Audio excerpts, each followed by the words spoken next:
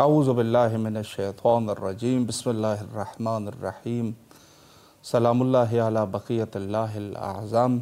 امام حسین علیہ السلام، 4 انٹرنیشنل ٹی وی کربلا معلیٰ سے اس وقت آپ پروگرام تحلیلی جائزہ ملاحظہ فرما رہے ہیں۔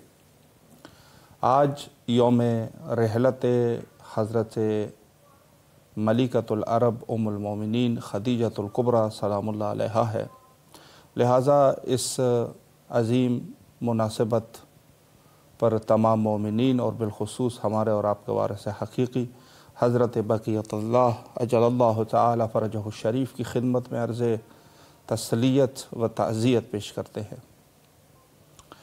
آج انشاءاللہ العزیز اسی نقطے پر کہ جو مرجع جہان تشیع حضرت آیت اللہ العظمیٰ سید صادق حسینی شیرازی حفظہ اللہ نے اپنے تقریر میں جو کہ اس حوالے سے در حقیقت وہ جمع مومنات میں یہ تقریر انہوں نے جو ارشاد فرمودات فرمائے تھے، اس میں کچھ ارشادات، اس میں سے پہلا نقطہ جو تھا وہ یہی نقطہ تھا کہ خود حضرت خدیجۃ الکبریٰ سلام اللہ علیہا کی شخصیت اور ہمارے لیے نمونہ عمل، البتہ حضرت زہرا سلام اللہ علیہا مقدم ہے اور اس کے بعد جو شخصیت ہے وہ حضرت ملکۃ العرب حضرت خدیجۃ الکبریٰ سلام اللہ علیہا۔ آج انشاءاللہ اسی عنوان سے ہمارے ساتھ محو گفتگو رہیں گے حجت الاسلام المسلمین عالی جناب مولانا ڈاکٹر محمد حسین اکبر صاحب قبلہ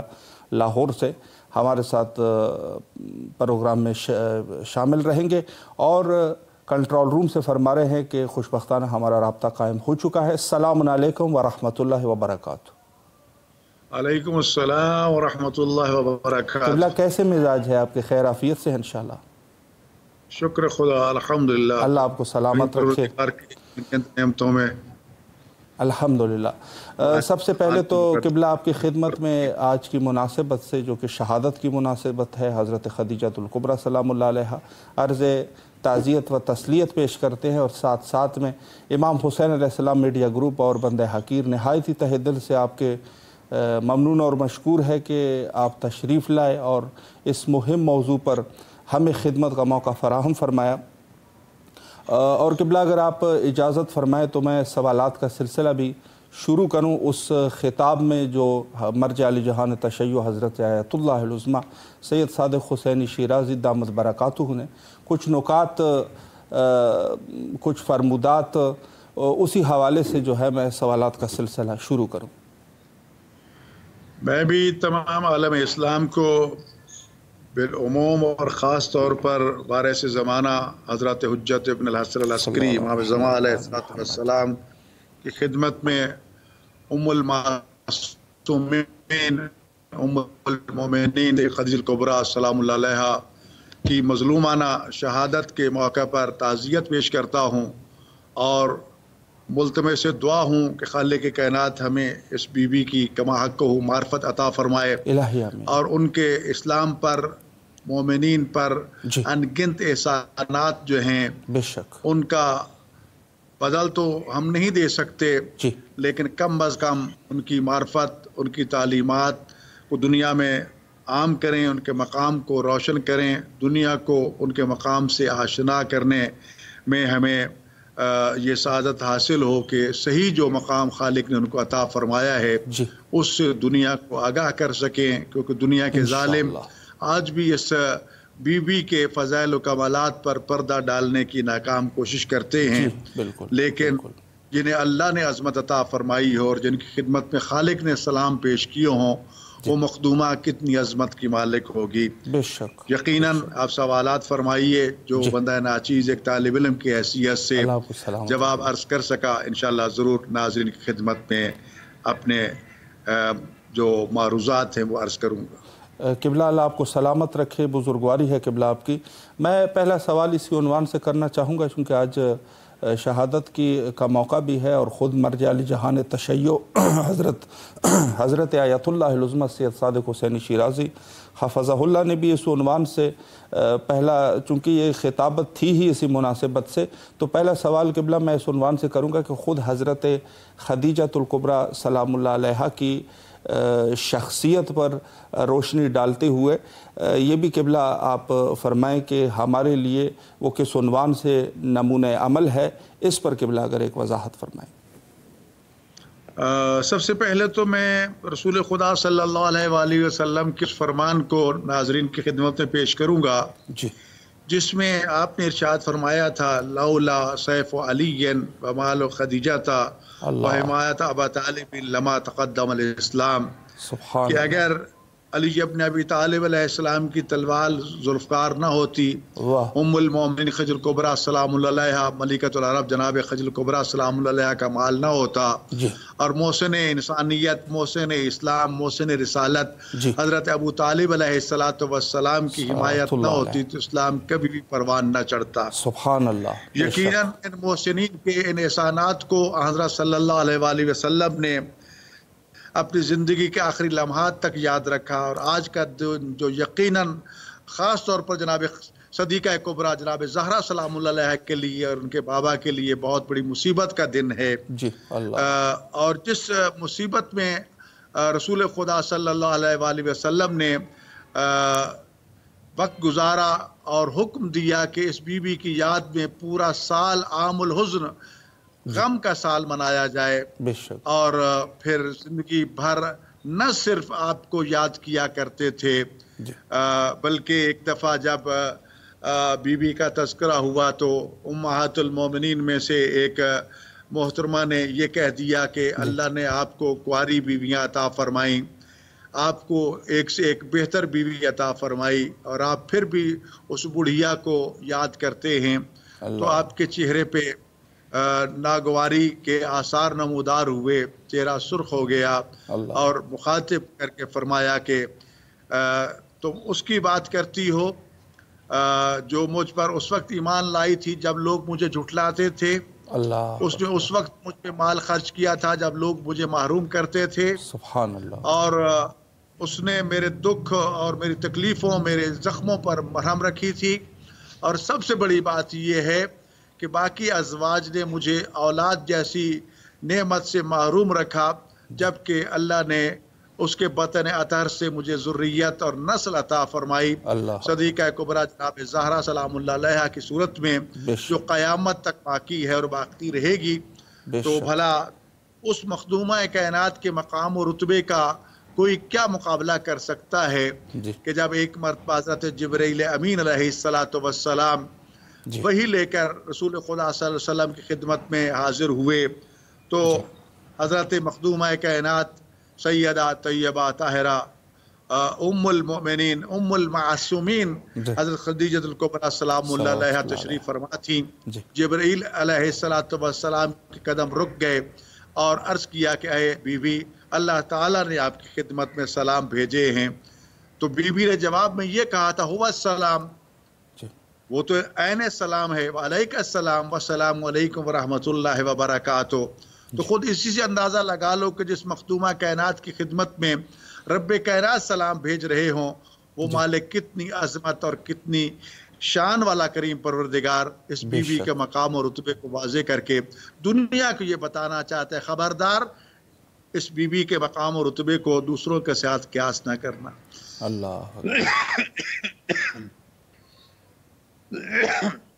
حضرت یقیناً خالق کائنات نے اس بی بی کو جو مقام و رتبہ عطا فرمایا تھا، ایک بات یہاں میں واضح کرنا چاہتا ہوں،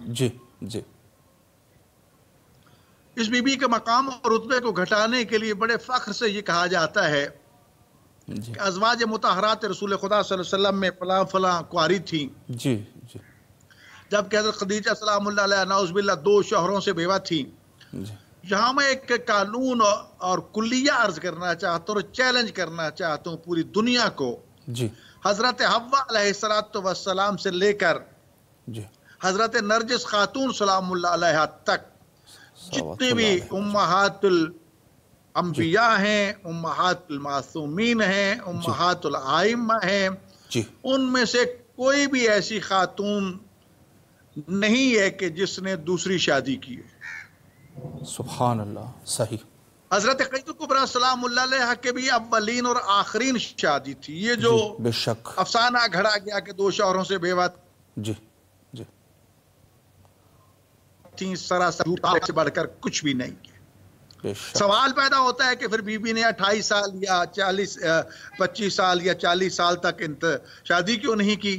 جی وجہ یہ تھی کہ اس مخدومہ کائنات کو کائنوں نے، پادریوں نے، علماء نے، دانشوروں نے یہ بتا دیا تھا کہ خدیجہ تیرا ہونے والا ہمسر کوئی عام انسان نہیں ہوگا، جی اس کا کلمہ پوری دنیا میں پڑھا جائے گا، واہ اس کا پرچم نبوت پوری کائنات میں بلند ہوگا، سبحان اللہ، اس کے سر اقدس پر تمام انبیاء کی سرداری کا تاج رکھا جائے گا. جی لہذا شادی کرنی میں جلدی نہیں کرنی. یہی وجہ ہے کہ جناب خدیجہ کبریٰ سلام اللہ علیہ. اور پھر دوسری بات، رسول اکرم صلی اللہ علیہ وآلہ وسلم اور جناب خدیجہ کبریٰ سلام اللہ علیہ کا آپس میں مقام اور رتبہ ہے. رسول اللہ کی آمد کی خبریں تو ہر نبی نے عطا کی. جی ہر نبی نے اپنے بعد والے نبی کو یہ کہا کہ میرے بعد ایک نبی آئے گا، بے شک تؤمنون بہ ولا تنصرون، اس پہ ایمان لانا، اس کی مدد کرنا. جی اور یہ بھی علائم بتا دیے گئے تھے کہ جب وہ آئے گا تو یہ علائم سامنے آئیں گے. بے شک پوری دنیا ان کی آمد کی انتظار تھی. یہ مدینہ منورہ یثرب کیوں آباد ہوا تھا؟ اسی رسول کی آمد کے انتظار کے حوالے سے. جی تو جناب خدیجہ کبریٰ سلام اللہ علیہ کو جہاں یہ خبریں مل رہی تھیں جی کہ آپ کا ہونے والا ہمسر کوئی عام ہمسر نہیں ہوگا، جی وہاں یہ بھی معلوم تھا کہ وہ دنیا میں جلد تشریف لانے والے ہیں. اور یہی وجہ ہے کہ جب حضرت صلی اللہ علیہ وسلم کی ولادت باسعادت ہوئی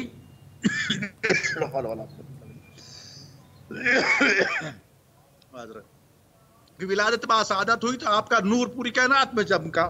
صحیح. جناب رسول خدا صلی اللہ علیہ وسلم کی والدہ گرامی حضرت آمنہ سلام اللہ علیہ کا یہ اعتراف موجود ہے کہ میں مکہ مکرمہ میں تھی، ایسا نور ساتے ہوا کہ میں نے اس نور کی روشنی میں جی شام اور یمن کے محلات کی بنیادوں کو دیکھ لیا. اللہ اکبر. اور پھر اس وقت جب آپ تشریف لائے تو دنیا میں انقلابات برپا ہوئے. جی دنیا کا کوئی ایسا تخت و تاج کا مالک، بادشاہ، حکمران نہیں تھا جی جو اپنے تخت و تاج سے زمین پر نہ جا گرا ہو. تاج اس کا کہیں وہ کہیں. جب بعد میں معلوم ہوا کہ آج تو کائنات کا تاجدار جو ہے وہ تشریف لایا ہے، جی تو اس رسول خدا صلی اللہ علیہ وسلم کی آمد کی خبریں سب تک پہنچ چکی تھی، یقیناً. خدیجہ سلام اللہ علیہ تک بھی پہنچ چکی تھی.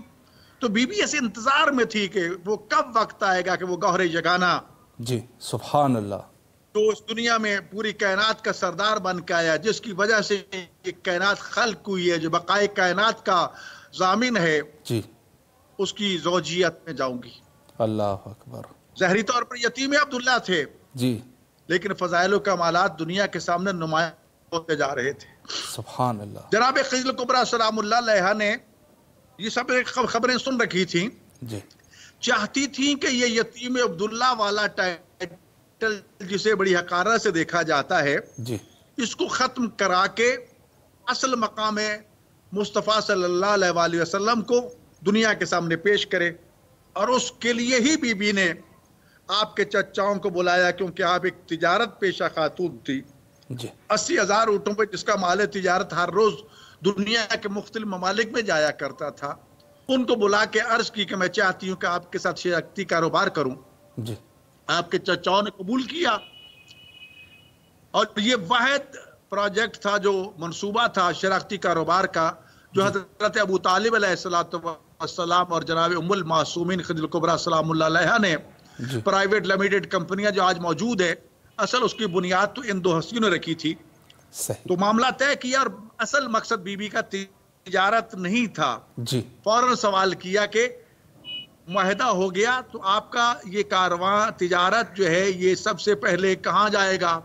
تاکہ کیونکہ اہل عرب جو ہے وہ شام جا رہے ہیں، ہم بھی شام جائیں گے. جی پھر سوال کیا کہ تمہارے اس قافلے کا سالار کون ہوگا؟ جی حضرت ابو طالب علیہ السلام نے واضح فرمایا کہ ہمارا بھتیجا حضرت محمد مصطفیٰ صلی اللہ علیہ وآلہ وسلم.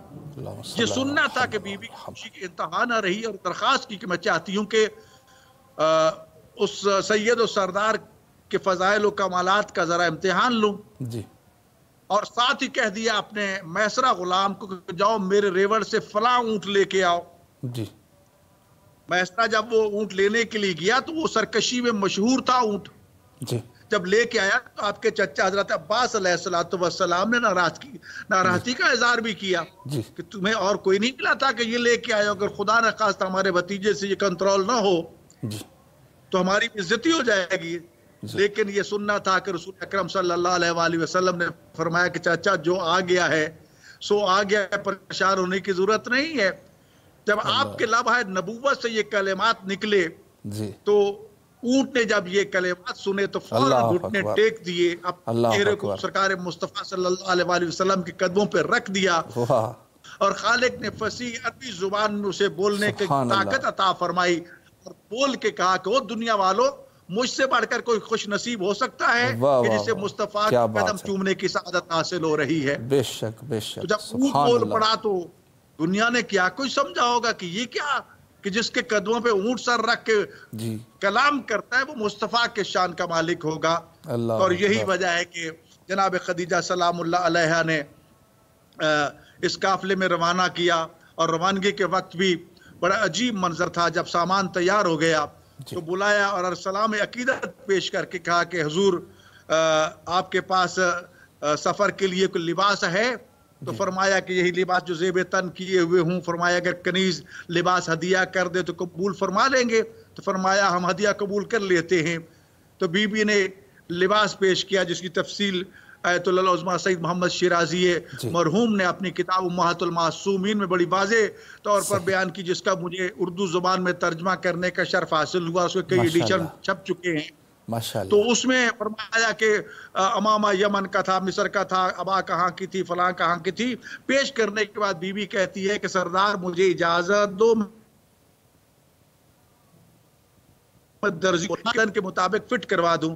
تو آپ نے فرمایا کوئی بات نہیں، میں خلوت میں جا کے اس کو پہنتا ہوں. جب پہن کے باہر نکلے تو بی بی کے یہ لفظ ہے کہ میں دیکھ کے حیران و پریشان رہ گئی. ایسے لگتا تھا کہ یہ لباس یہی آپ کے لیے گیا ہے. واہ سبحان اللہ سبحان اللہ، کیا بات. تو پھر جب پوچھا کہ آپ کے پاس سواری ہے تو فرمایا انہی اونٹوں پہ بیٹھ کے چلا جاؤں گا.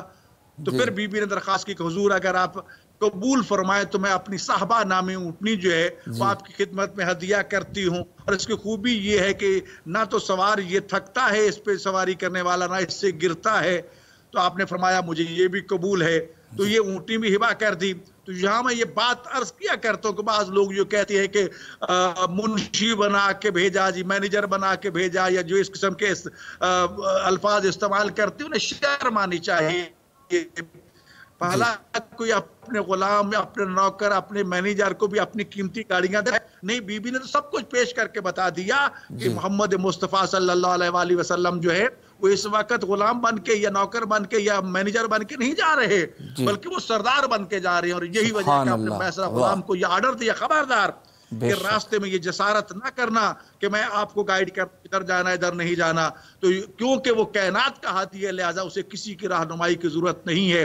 تو یہ معرفت جناب خدیجہ تھی. چند جملے اگر اجازت دیں تو میں یہاں عرض کرتا چلوں. یہ قافلہ جب گیا مختلف معجزات آئے، مختلف آپ کے کمالات دنیا کے سامنے آئے. ایک مقام پہ جب پہنچے جو آج کل اردن میں موجود ہے، وہ درخت بھی موجود ہے، صحابی درخت کسے کہا جاتا ہے، نیٹ پہ موجود ہے. جب وہاں پہنچے تو وہاں ایک بہت بڑا چرچ تھا. وہاں کا چیف فادر جو ہے اس نے اپنے تمام شاگردوں کو اکٹھا کر رکھا تھا اور اپنے علم کے ساتھ یہ کہہ رکھا تھا کہ آج کائنات کا آخری رسول یہاں پر آئے گا. تو اے میرے شاگردوں مجھے اس کے آنے کی خبر دیجئے. 200 سال سے زیادہ اس کی عمر ہو چکی تھی، بنائی اس کی ختم ہو چکی تھی. شاگردوں کو کہا کہ قافلے کے ساتھ آئے گا، فلاں جگہ پہ پڑاؤ ڈالے گا. پھر وہاں ایک خشک درخت کھڑا ہے جو کئی سالوں سے خشک ہے. وہ نوجوان وہاں اٹھے گا اور اس درخت کے نیچے جا کے بیٹھے گا اور اس کے وجود بابرکت کی وجہ سے وہ درخت ہرا بھرا ہو جائے گا. تو تمام شاگردوں کی نگاہیں راہ حجاز پہ ہیں. گرد اٹھتی ہوئی دیکھی، دور سے کہا کہ حضور آپ کی خبر سچی ہوئی، قافلہ آ گیا. پھر خبر دی کہ جس جگہ آپ نے کہا تھا وہیں پر قافلہ رک گیا ہے. دوسری خبر بھی سچی ہے. تھوڑی دیر کے بعد دیکھا کہ ایک نوجوان قافلے سے اٹھتا ہے اور خوش درخت کے نیچے جا کے بیٹھتا ہے اس کے بیٹھنے کی دیر تھی کہ وہ کئی سالوں سے خوش درخت ہرا بھرا ہو جاتا ہے. یہ ساری خبریں جب لے کے آپ کی خدمت میں پہنچے تو چیف فادر کہتا ہے کہ جاؤ اور جا کر قافلے والوں کو آج رات کے کھانے کی دعوت دو. دعوت دینے والا جب آیا تو اس کا ٹاکرا ابو جہل سے ہوا کہ آج قافلے والوں کو کھانا ہمارے ہاں ہے. تو ابو جہل اپنی جہالت کو بکھارتا ہوا کہتا ہے کہ میں بہت بڑا سردار ہوں اور آپ کا میری وجہ سے پروٹوکول ہے, میری وجہ سے دعوت ہے. خیر طیف آ گیا. جب روانگی کا وقت آیا تو پوچھا گیا سامان کے پاس کون بیٹھے, تو ابو جہل نے گستاخانہ لفظ یہ کہے کہ محمد نوجوان ہے, اس کو ہم اپنے سامان کے پاس بٹھا دیتے, اس کے لیے کھانا ہم لے آئیں گے. آپ کے چچاؤں کو ناگوار گزرا, لیکن آپ نے فرمایا چچاؤ جاؤ آپ کھانا کھائیں, اور میں یہ کہا کرتا ہوں کہ شاید دل میں یہ کہا ہو کہ اگر میرے بغیر کھانا مل گیا تو پھر دیکھوں گا. پورا قافلہ پہنچ گیا, پروٹوکول سے بٹھا دیا گیا. چیف فادر نے ایک بات کہی کہ اے پروردگار یہ تیرا آخری نبی ہے جو سید الانبیاء ہے, سبحان اللہ, میں چاہتا ہوں کہ مجھے بینائی عطا ہو جائے, تجھے واسطہ اپنے آخری نبی کی نبوت اور مقام رسالت کا مجھے بینائی عطا فرما دے تاکہ میں تیرے رسول کا دیدار کر لوں. رسول اللہ کو وسیلہ بنا کے اس کا دعا کرنا تھا کہ خالق نے اس کو بینائی عطا فرما دی. سبحان اللہ, بڑے فخر سے کہتا ہے کہ دیکھو ابھی آیا نہیں ہے, مبعوث پر نبوت نہیں ہوا, لیکن خالق نے اس کو کتنا مقام رتبہ عطا کیا ہے کہ میں نے وسیلہ بنا کے دعا کی, خالق نے مجھے بینائی عطا کر دی ہے. واہ واہ واہ, جب پورا قافلہ آیا تو سب پہ ایک ایک کو دیکھا. جب آپ نظر نہ آئے تو فرمایا کہ نالائکوں میرے ساتھ دھوکہ کیا ہے. وہ شخصیت تو موجود نہیں ہے جس کی مجھے تلاش تھی, کیا کوئی قافلے کا فرد پیچھے رہ گیا ہے؟ تو اس وقت جناب حمزہ فرماتے ہیں کہ ہاں ہمارا بھتیجا جو ہے وہ پیچھے ہے, محمد مصطفیٰ. ابو جہل نے کہا کہ ہاں وہ نوجوان تھا, ایک اس کو ہم نے چھوڑ دیا. تو یہاں جناب حمزہ تیش میں آ گیا اور کہا کہ بغیرت یہ کیوں نہیں کہتا کہ جو ہم میں سب سے بڑا امین تھا, واہ کیا بات ہے, جو سب سے بڑا صادق تھا, اس کو ہم اپنے سامان کے پاس بٹھا کے آئے ہیں. تو پادری کہتا ہے جب تک وہ نہیں آئے گا اس وقت تک کھانا نہیں ملے گا, اور اسے میں خود لے کے آتا ہوں. حضرت عباس سے ابن عبد المطلب کے ساتھ چل پڑے, آگے کہ جناب عباس ہیں, اور جب وہاں پہنچتے تو سلام کر کے کہتے ہیں السلام علیکہ یا نبی اللہ, اے اللہ کے نبی آپ پہ میرا سلام ہو. تو آپ فرماتے ہیں علیکہ السلام یا ابن یونان, اے یونان کے بیٹے تم پر بھی میرا سلام ہو. بے ساختہ وہ چیف فادر پوچھتا ہے کہ تجھے کیسے پتا چلا کہ میں یونان کا بیٹا ہوں؟ کہا اسی پروردگار نے بتایا ہے کہ جس نے مجھے خاتم النبیین اور سید المرسلین بنا کے بھیجا ہے. آگے آگے وہ آپ چل رہے ہیں, پیچھے وہ چل رہا ہے.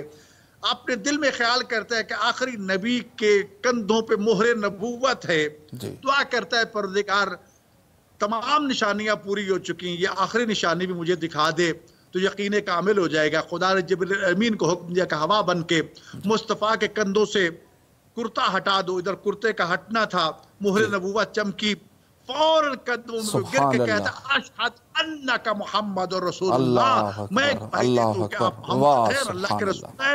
اور ساتھ ہی درخواست کرتا ہے کہ میرے ساتھ وعدہ کرو جب اعلان نبوت فرماؤ مجھے اپنے امتیوں میں شامل کر لینا. دوسرا یہ کہ روز قیامت کی شفاعت کی ضمانت دے دو. فرمایا ہم نے آپ کا اپنے امتیوں میں شامل کر لیا, جاؤ کاغذ قلم لے کے آؤ, ہم آپ کو نامہ لکھ کے دیتے ہیں. خود دوڑا دوڑا گیا اور کاغذ قلم لے کے آیا, آپ نے لکھ کے دیا کہ ہم آپ کے شفیع ہیں. تو خود سوچئے کہ جن کافروں کو رسول اکرم صلی اللہ علیہ وسلم کی آمد کی انتظار تھی, انہوں نے جب یہ کچھ دیکھا اور پھر شام کے معجزات و کمالات, اور پھر قافلہ واپس جب لوٹا تو کئی مہینے تھے پورے مدینہ کو انتظار تھی کہ بی بی قافلہ جو ہے وہ واپس آ رہا ہے. تو سیدہ کائنات جناب خدیجہ الکبریٰ سلام اللہ علیہا, جن کا مرہون منت ہے اسلام, جن کے مال کا صدقہ اسلام کی بقا کا ضامن بنا, انہوں نے بھی رسول خدا صلی اللہ علیہ وسلم کے استقبال کی تیاریاں شروع کی, اور اپنے غلاموں کو بلا کے کہا کہ باب مکہ سے لے کر باب مصطفیٰ تک 2 رویہ صفحے بنا کے کھڑے ہو جاؤ, ایک ہاتھ میں اونٹ اور گائے, ایک ہاتھ میں چھری لے کے انتظار کیجئے. تو ہی میرا سردار محمد مصطفیٰ مکہ مکرمہ میں قدم رکھے, اس کے ہر قدم پہ اونٹ اور گائے کا جانور صدقے کے طور پر ذبح کرتے جاؤ تاکہ میرے سردار کو نظر بد نہ لگ جائے۔ تو میں یہاں سوال کیا کرتا ہوں، بھلا کوئی نوکروں کے لیے بھی صدقہ دیا کرتا ہے؟ نہیں، بی بی یہ چاہتی تھی کہ دنیا کو بتائے کہ میرا ہونے والا سردار محمد مصطفیٰ کے شان و شوکت کا مالک ہے۔ تو یہ بی بی کا مقام و رتبہ ہے کہ جس کے احسانات کو رسول خدا صلی اللہ علیہ وآلہ وسلم نے اپنی زندگی بھر میں فراموش نہ کیے۔ اور یہ جو حدیث میں نے شروع میں عرض کی تھی، یہ اعتراف ہے رسول خدا صلی اللہ علیہ وآلہ وسلم کا کہ اگر خدیجہ کا مال نہ ہوتا، وہ خدیجہ کہ جس کے 80,000 اونٹوں پہ مال تجارت جاتا تھا، اور جب آپ کی زوجیت میں آئیں تو صبح میسرہ سے کہا کہ جاؤ زمزم کے کنویں پہ کھڑے ہو کے اعلان کر دو، او دنیا والو، خدیجہ نے صرف اپنے جسم کو رسول اللہ کے حوالے نہیں کیا بلکہ جتنا مال دنیا ہے مصطفیٰ کے قدموں پہ قربان کر دیا ہے۔ اور یہی وجہ ہے کہ شیب ابی طالب میں جب جناب معصومہ کائنات حضرت زہرا سلام اللہ علیہ کا وقت ولادت آیا اور بی بی کو خواتین کی مدد کی ضرورت محسوس ہوئی، تو مکہ کی عورتوں نے یہ تانا دے کے کہا تھا کہ آپ نے ہماری بات نہ مان کے یتیم عبداللہ سے شادی کی تھی، اب بھگتو۔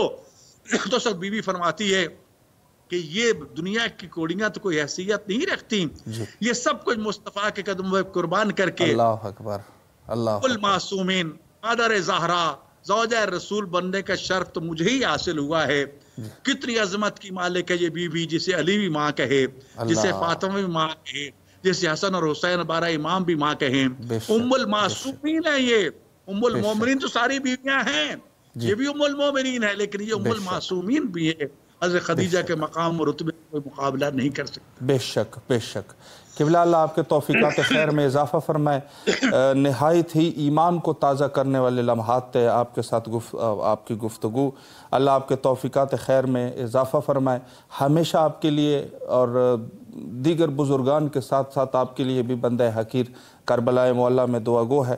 اللہ آپ کو سلامت رکھے۔ قبلہ آپ سے وقت جو ہے وہ انتہا پر ہے، اور آپ کے تہ دل سے شکر گزاری کرتے ہوئے آپ سے اجازت چاہیں گے، اور آپ سے بھی قبلہ التماس سے دعا کرتے ہیں۔ بس یہی درخواست ہے کہ آج بی بی کا یوم شہادت ہے، بی بی کے نواسوں کی خدمت میں جا کے امام حسین علیہ السلام کی خدمت میں زیارت کر کے ہماری طرف سے تعزیت پیش کر دیں، اور دعا کریں کہ خالق کائنات ہمیں بھی مظلومان کربلا کی زیارت کا شرف عطا فرمائے۔